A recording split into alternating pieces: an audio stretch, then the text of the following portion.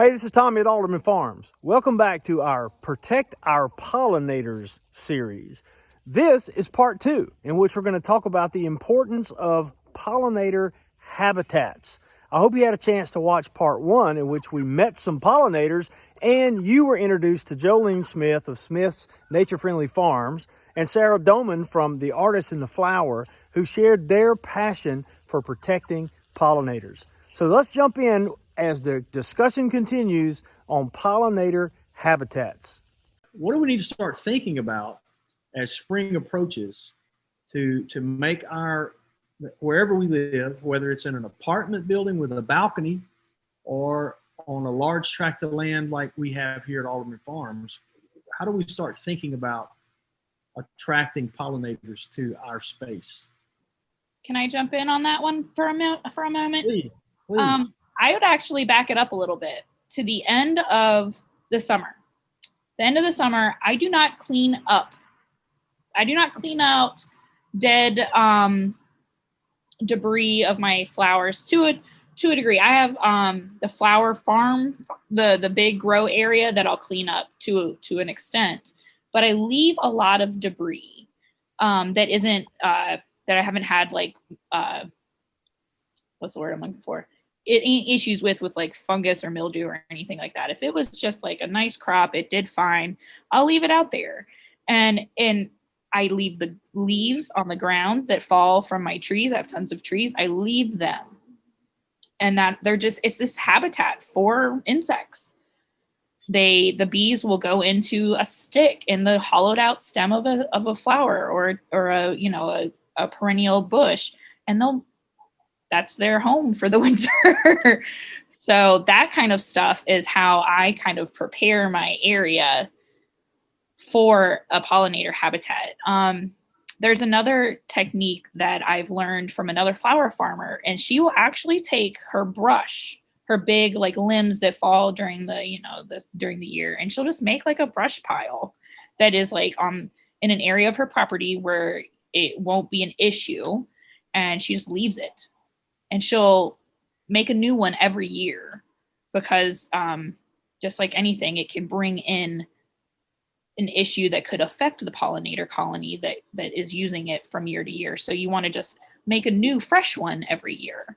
But it might seem like we're being lazy, but it's actually, there's a purpose for it.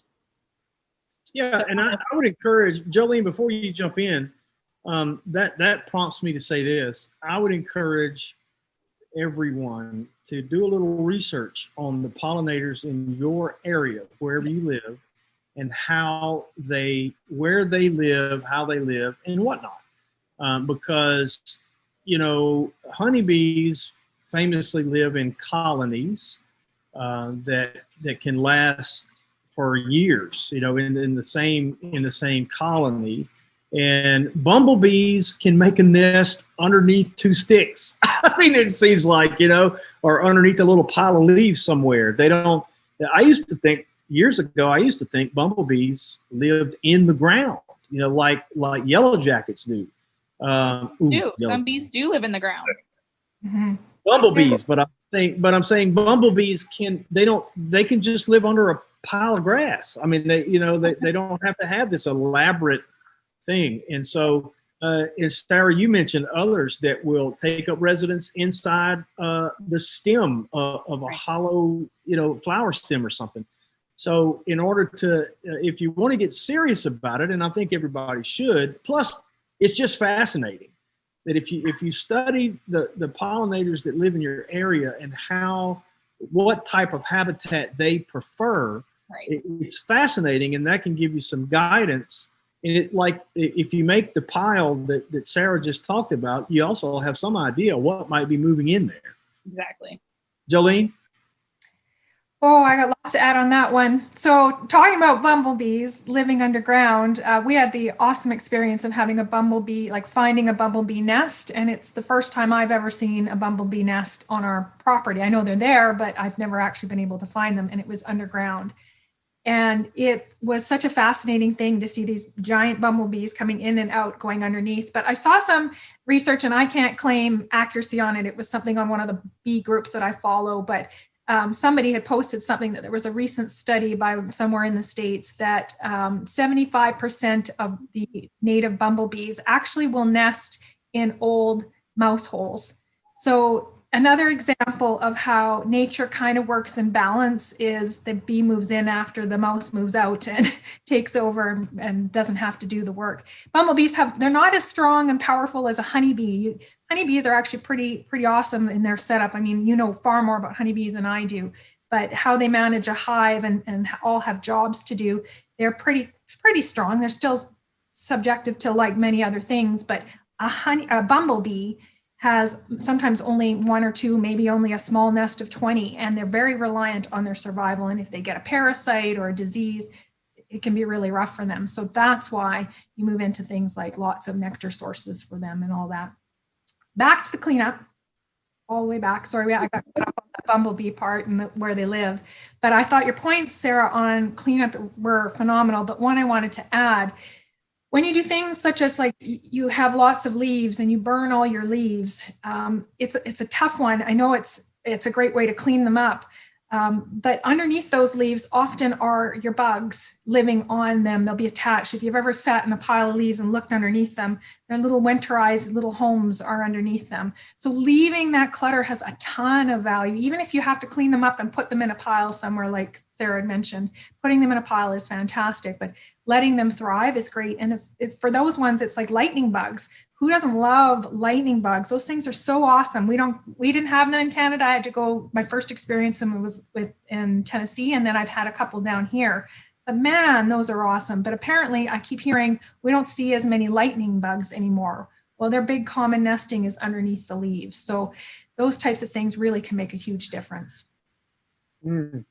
That's interesting. Well, most of our viewing audience are not going to be those who burn their leaves. They're going to be those who compost their leaves. In fact, we just got through talking about on our most recent Sustainable Saturday. Well, it may not be the most recent by the time this is published, but we did a video on sustainable gardening, and we just put together a leaf bin because we've got leaves everywhere, and it's just amazing to see what this doesn't have anything to do necessarily with pollinators, but it's just amazing what the covering of the earth does, and if you ever want to see what the earth's supposed to look like, just walk out into a wooded area and dig down underneath the leaves. It's just so moist and rich. Yeah.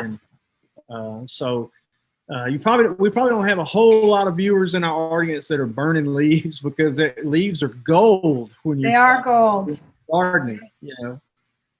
So, all right, clean up. Stop cleaning up so much and leave stuff for the critters to move into. What else? Well, I know we've only had 2 segments, but I'm dying to know what you think so far.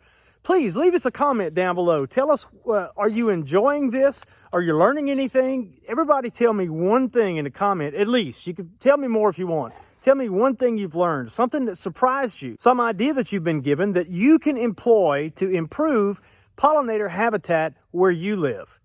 Now, get ready for part 3, which is going to be part 3 and part 4 are going to talk about what to plant and how to plant to invite pollinators using native flowers and plants and perennials and biennials and all kind of stuff that I don't understand.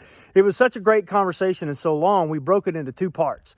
Part 3 coming up next is the first of a 2-part section on what to plant. Well, that was kind of confusing. I think you'll understand when you start watching part 3. In the meantime, please give us a thumbs up, and I sure hope you'll subscribe. Then keep coming back to Alderman Farms for content just like this. Thanks.